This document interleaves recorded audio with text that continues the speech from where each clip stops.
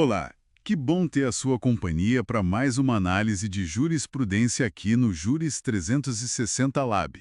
Olá, sempre um prazer estar aqui.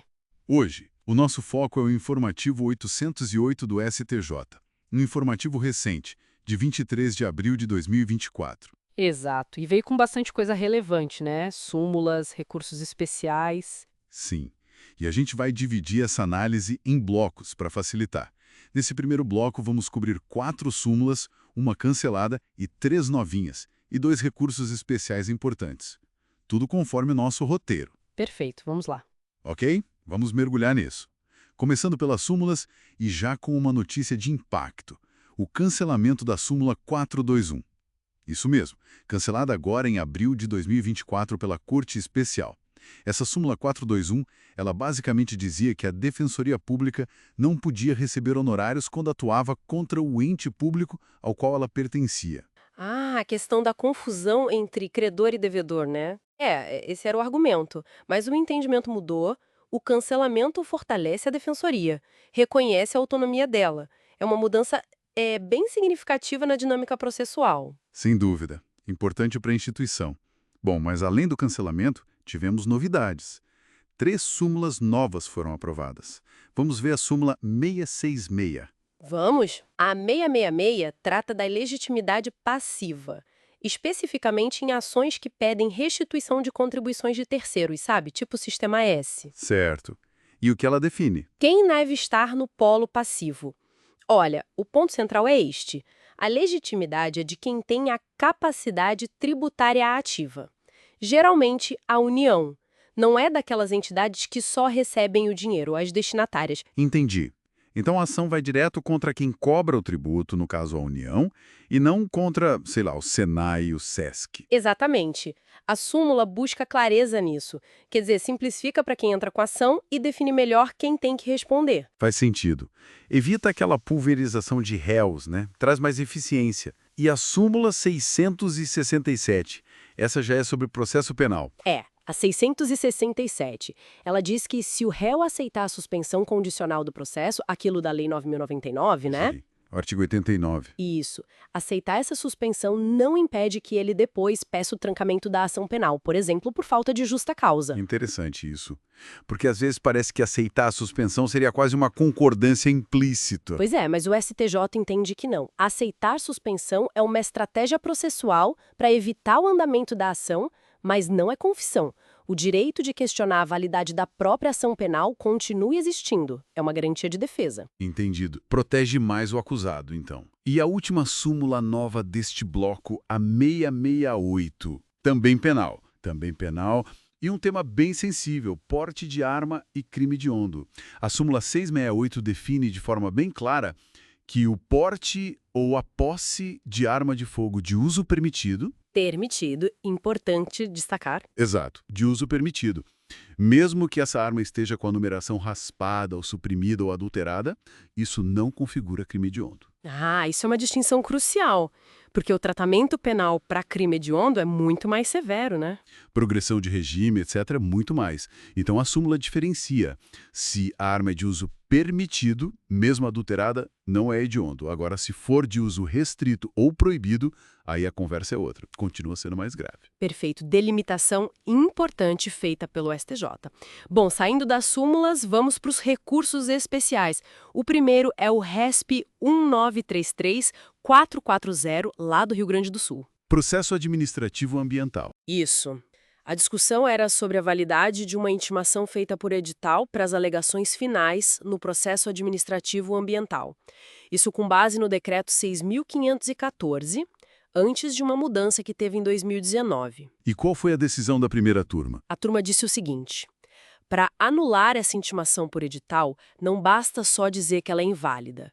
Tem que provar que houve um prejuízo concreto para a defesa do autuado. Ah, o famoso pas de nullité sans griffe. Exatamente, não há nulidade sem prejuízo. O foco é na existência de um dano real à defesa, e não só na irregularidade formal. Prestigiou-se a eficiência, mas sem esquecer a defesa, claro. Equilíbrio necessário. E para a gente fechar este bloco, temos o RESP 1937-626 de Rondônia. Tema: direito de extensão em desapropriação. Esse é bem interessante. O direito de extensão ele está previsto lá na Lei da Reforma Agrária, a LC 76. Permite ao proprietário pedir que a desapropriação inclua toda a área, se o que sobrar ficar inviável. Certo. E o STJ aplicou isso para desapropriação comum, por utilidade pública. Sim, a primeira turma admitiu essa aplicação subsidiária. Quer dizer, mesmo na desapropriação do Decreto-Lei 3365, por utilidade pública, o proprietário pode pedir a extensão. Mas tem condições. Quais seriam? São requisitos bem específicos e cumulativos, tá? Primeiro, a área que sobra tem que ficar menor que a pequena propriedade rural, a fração mínima de parcelamento. Ou tem que ficar economicamente inviável, comprovadamente inviável. Ok, um dos dois. E o segundo requisito? E o segundo, o valor dessa área que sobra tem que ser menor que o valor da parte que foi desapropriada. Se essas duas coisas não acontecerem juntas, aí não cabe direito de extensão. Não, aí volta para a regra geral do Decreto-Lei 3365, que só prevê indenização pela desvalorização da área remanescente, se houver. Entendi. Critérios bem definidos para poder aplicar essa extensão. Uau, quanta coisa nesse primeiro bloco. Realmente, bastante conteúdo relevante. Vimos o cancelamento da súmula 421, super importante para a Defensoria, as novas súmulas 666, 667 e 668, trazendo clareza em tributário e penal, e ainda essas teses sobre o processo ambiental e desapropriação. São pontos que, com certeza, demonstram essa evolução constante da jurisprudência, né? E como ela vai se refinando e impactando o dia a dia jurídico. Exatamente. Cobrimos aqui os primeiros 6 destaques do informativo 808, seguindo nosso roteiro. Nos veremos no próximo bloco para continuar essa análise. Perfeito. E fica a reflexão, né? Mesmo com súmulas e teses buscando uniformizar, como será que a aplicação prática desses entendimentos vai se dar, considerando as particularidades de cada caso concreto? A teoria encontra a realidade sempre nos detalhes. Olá! Vamos lá para mais um bloco, continuando nossa conversa sobre o informativo 808 do STJ, né? Isso aí. Seguimos analisando essas decisões importantes. Ótimo. O objetivo, então, é explorar os pontos-chave e as razões por trás de mais 5 julgados relevantes. Bora começar. Vamos sim. O primeiro caso é o agente no ARESP 2310-912, lá de Minas Gerais. Foi julgado pela primeira turma e trata de execução fiscal e seguro-garantia. Qual que é o destaque aqui? Olha, o ponto central decidido foi o seguinte: não dá para exigir o pagamento, a liquidação do seguro-garantia antes que a decisão final sobre a dívida, sabe, transite em julgado. Ah, entendi. Só depois que não cabe mais recurso mesmo sobre o mérito da cobrança. Exatamente.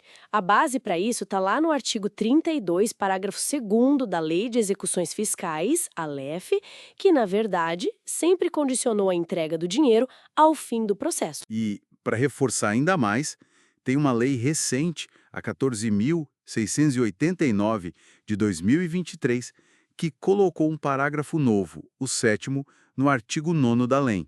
E esse parágrafo veda expressamente essa liquidação antecipada do seguro. Isso é importante, né? Traz uma segurança para as empresas, acho. Evita ter que, tipo assim, pagar algo que ainda está em discussão, que pode ser revertido depois. Pois é.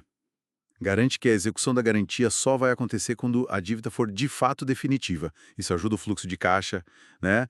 E a empresa pode manter as garantias enquanto a briga judicial continua. E essa regra nova, ela já está valendo para os processos que já existiam? Tá sim. Aplicação imediata conforme o artigo 14 do CPC. Interessante. Bom, seguindo então, temos o aginte no RESP 2038-959 do Paraná, agora da segunda turma. O tema aqui é Direito Processual Civil, mais especificamente, a coisa julgada parcial ou progressiva. Como é que funciona isso?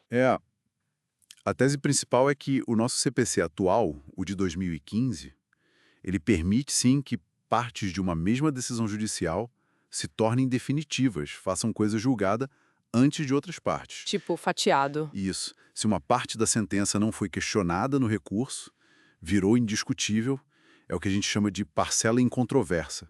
Essa parte já pode ser executada definitivamente, mesmo que outros pontos da mesma decisão ainda estejam, sei lá, subindo para o STJ, para o STF. Ah, então talvez diminua um pouco aquela sensação de ganhou, mas não levou, né? É, A parte que já está definida pode ser cumprida mais rápido. exatamente, esse é o objetivo. Busca-se mais efetividade para o processo e também a tal da duração razoável, né? Que está na Constituição e no próprio CPC. Faz sentido. Permite que o credor já receba aquilo que, assim, já é direito dele, sem ter que esperar a novela inteira acabar, às vezes por causa de um detalhe menor que ainda está sendo discutido. Tem a ver com a teoria dos capítulos da sentença, sabe? Cada um pode ter um destino. Claro, entendi. Agora, mudando para um tema mais delicado. No RESP 2129680, do Rio de Janeiro, julgado pela terceira turma. É direito civil e discute a natureza da côngrua, ou prebenda. É tipo uma pensão, né? Paga um pastor evangélico que está inativo, jubilado. É isso. E o ponto crucial foi definir se a justiça comum pode obrigar uma igreja a continuar pagando essa verba, que tem uma natureza alimentar, para um ministro religioso que ela mesma aposentou. E aí, pode ou não pode? Isso não esbarra na liberdade religiosa? Então, o STJ entendeu que pode, mas só quando essa obrigação assume uma característica contratual. E isso não violaria a liberdade de organização religiosa prevista lá no Código Civil. E quando que ela vira contratual? Acontece se o pagamento dessa verba estiver previsto como um dever nas normas internas da igreja, sabe? No estatuto, no regimento, e isso estiver registrado direitinho. E também se a prática repetida por muito tempo criar essa expectativa legítima. Ah, então se está no papel e a igreja já fazia isso há tempos, vira quase um contrato. Exatamente. No caso concreto que foi julgado, a igreja pagou essa côngrua por quase 20 anos e, de repente, parou. O tribunal viu nisso um comportamento contraditório, sabe? Aquele venire contra factum proprium. Uma quebra da boa-fé objetiva que vale para todas as relações, inclusive essas associativas ou religiosas, quando geram efeitos no patrimônio e criam expectativas reais. A boa-fé é sempre presente, né? Mudando de novo, vamos para o RESP 2087-632, do Distrito Federal, também da terceira turma.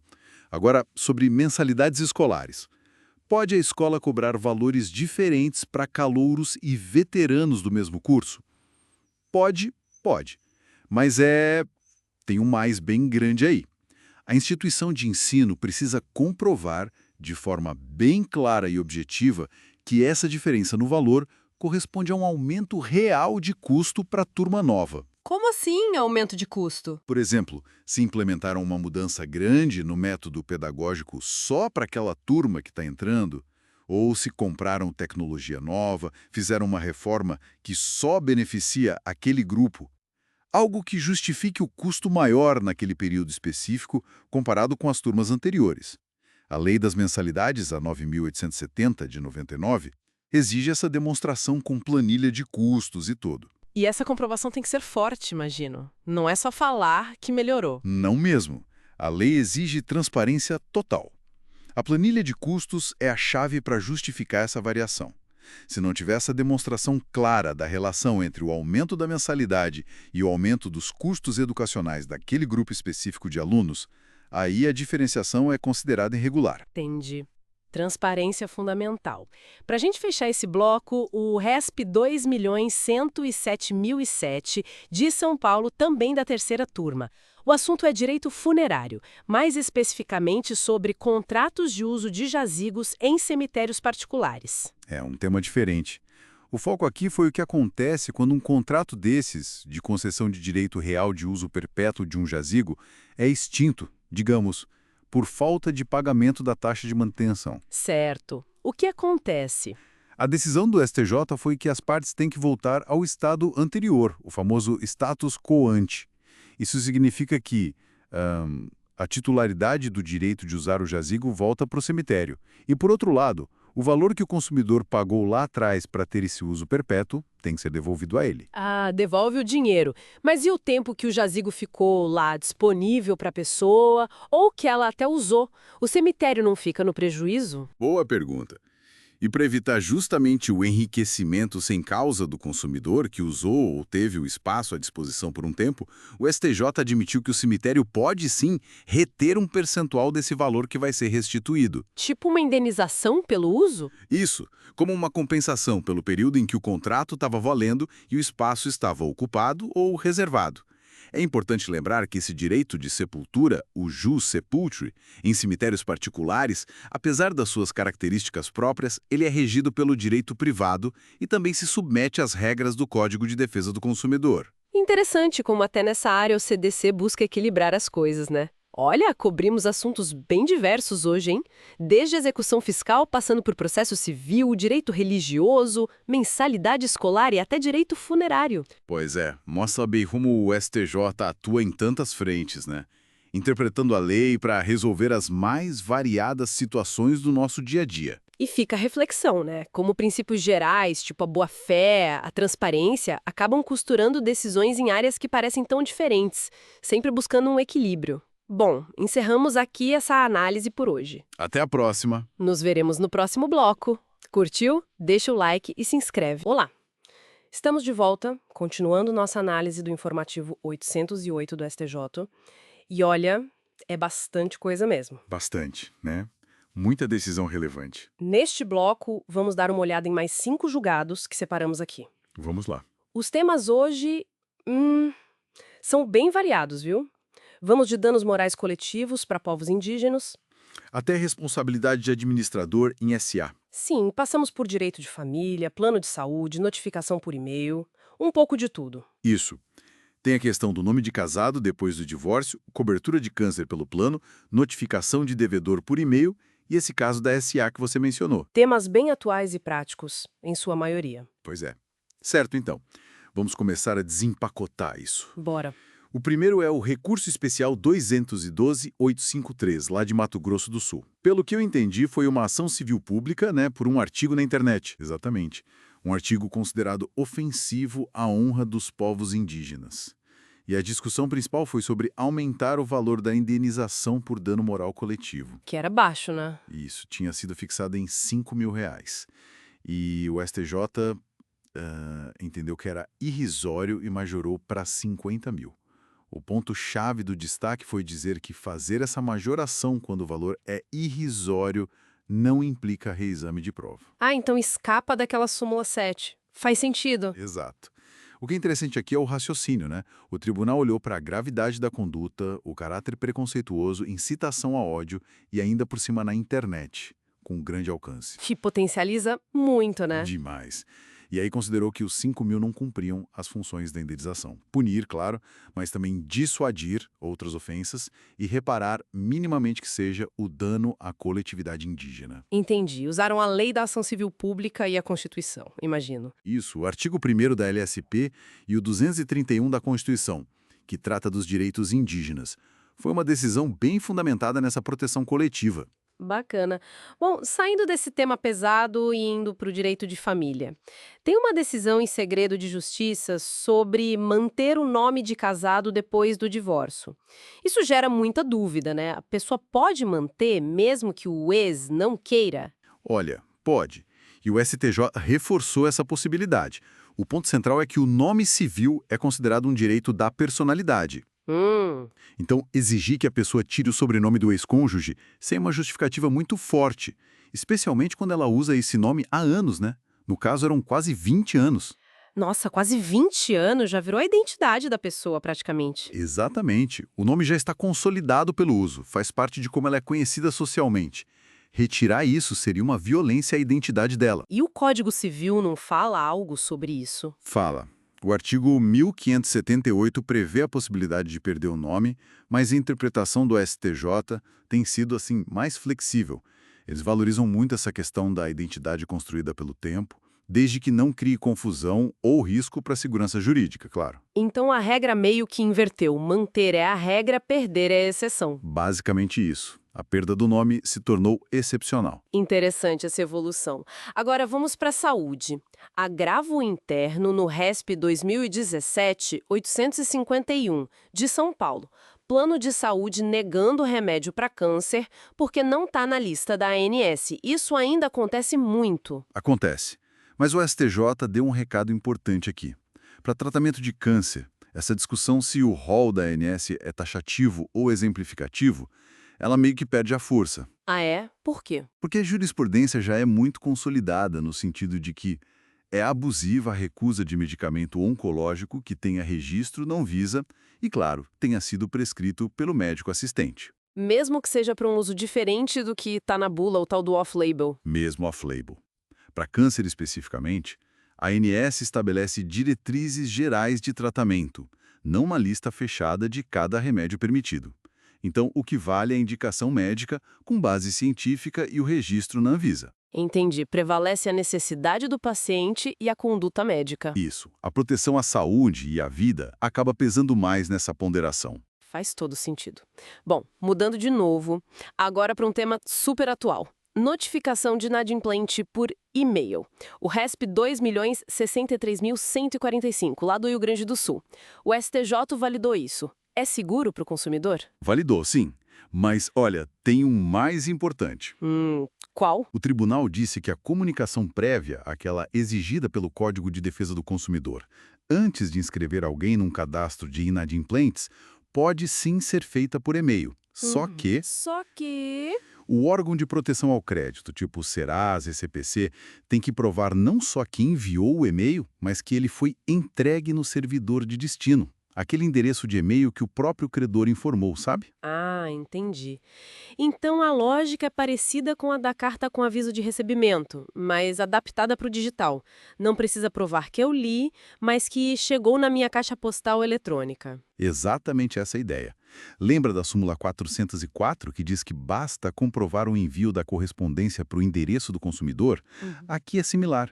Comprovar o envio e a entrega no servidor de e-mail. Não precisa provar a leitura. É uma adaptação importante para os dias de hoje, né?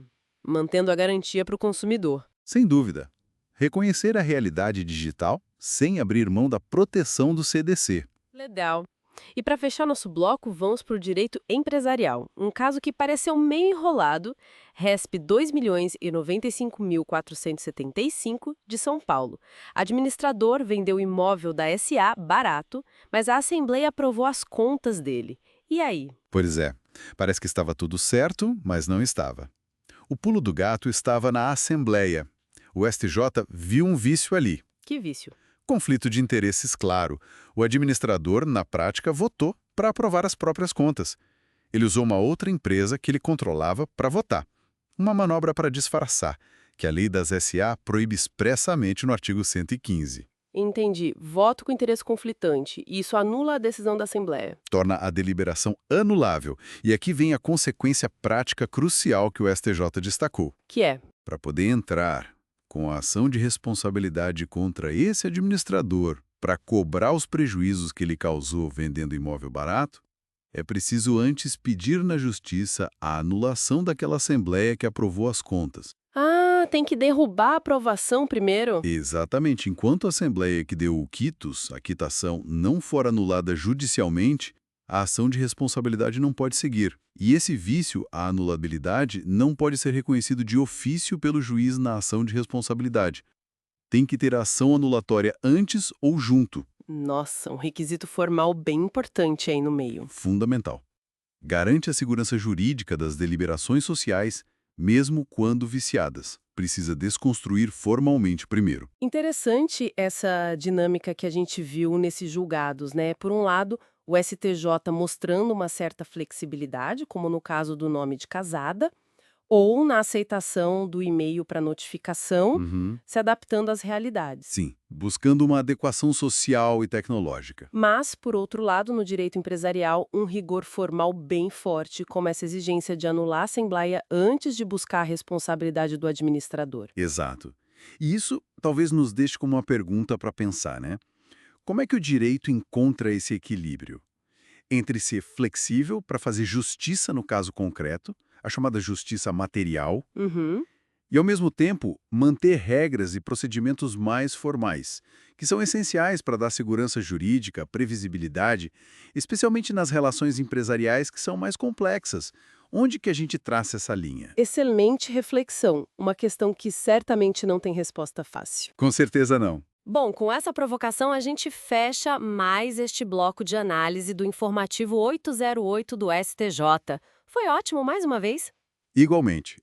Agradecemos a quem nos acompanhou até aqui e fiquem ligados porque a análise continua. Nos veremos no próximo bloco. Olá! Chegamos ao nosso último bloco de análise do informativo 808 do STJ. Esse é o de 23 de abril de 2024, né? Isso mesmo. Então, agora a gente vai dar uma olhada em 5 julgados finais. Tem processo civil, penal, atuação das guardas e até direito tributário com tema repetitivo novo. Exato. Vamos focar nas teses, né? E o que isso significa na prática?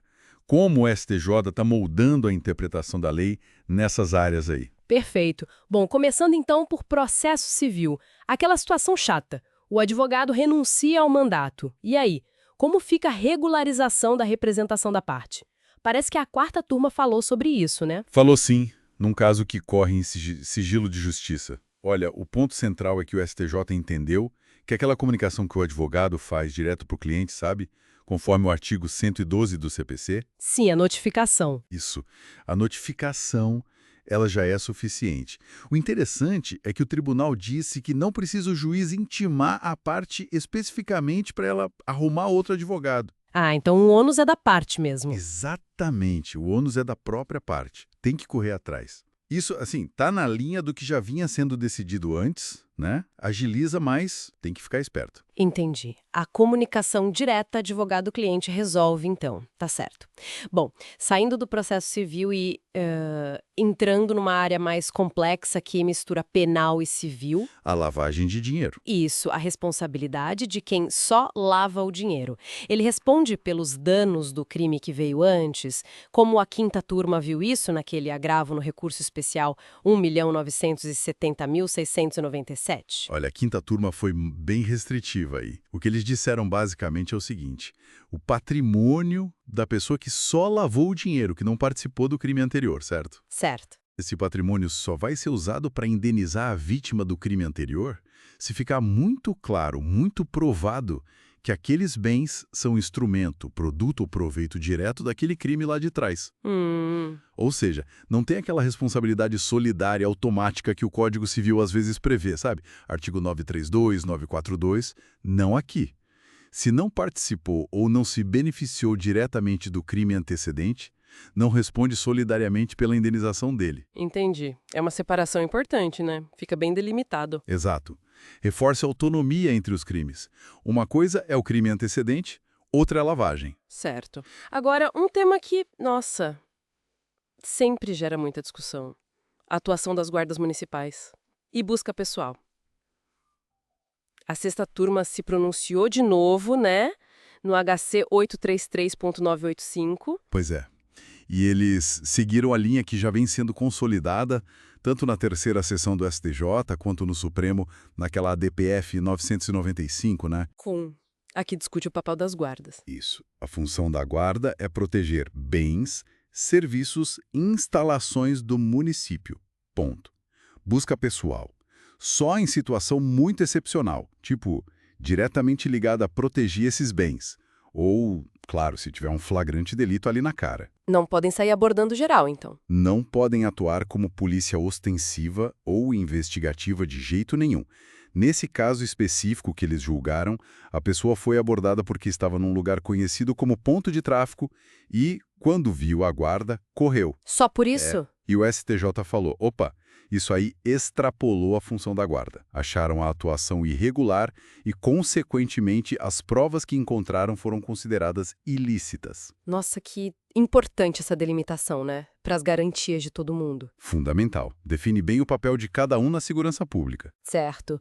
Bom, mudando um pouco de assunto, mas ainda na área processual, teve um cancelamento de tema repetitivo, né? Sim, a 3ª sessão cancelou o tema 1216. Isso foi no RESP 50.957. E qual era a questão ali? A discussão era se o crime de dirigir sem habilitação, aquele do artigo 309 do Código de Trânsito, sabe? Gerando perigo de dano, Sim. se ele poderia ser absolvido pelo crime de embriaguez ao volante, o 306, pelo princípio da consunção. Tipo, se um crime engolia o outro. Ah, entendi. Com o cancelamento, essa questão não vai ser definida agora, pelo menos não como repetitivo. A discussão continua, mas caso a caso. Tá certo, fique em aberto então, por enquanto. E para a gente fechar essa análise do informativo 808, tem notícia de tema novo sendo afetado, né? Na área tributária? Tem sim, a primeira sessão afetou 2 recursos, o 1976.618 e o 1995.220. Ambos do Rio de Janeiro, para definir o tema 1247. E o que se discute nesse tema 1247? A controvérsia é sobre o crédito de IPI. Aquela lei 9.779, 99, permite crédito do IPI pago nos insumos usados para fabricar produtos que são tributados na saída, certo? Certo. A dúvida é, e se o produto final não for tributado? Se ele for isento ou tiver alíquota 0 NT, ou for imune como a Constituição prevê? O industrial pode mesmo assim aproveitar o crédito do IPI dos insumos que ele usou? Ah, uma questão bem relevante para a indústria mesmo. Com certeza. A definição disso vai impactar bastante diversos setores. Vamos ter que acompanhar como a primeira sessão vai decidir isso sobre o rito dos repetitivos. Sem dúvida. Então, olha, passamos por bastante coisa nesse bloco final. Ajustes em processo civil, limites bem claros na responsabilidade penal na lavagem, a atuação das guardas municipais e essas movimentações importantes nos repetitivos, tanto em penal quanto em tributário. Exatamente. É o STJ em plena atividade, né? Ajustando a interpretação da lei, buscando equilibrar eficiência, garantias, a correta aplicação das regras e definindo temas de grande impacto econômico e social. Mostra bem o dinamismo da jurisprudência. Pois é. Fica a reflexão, né? Como essas decisões todas, esses detalhes, impactam o dia a dia, não só dos processos, mas da vida das pessoas, das empresas. Uma excelente reflexão para a gente encerrar. Esperamos que essa análise aprofundada do informativo 808 tenha sido útil. Com certeza. E para continuar por dentro dessas discussões, não se esqueça, inscreva-se e curta o canal Juris 360 Lab. Muito obrigada pela análise e pela companhia de todos. Até a próxima!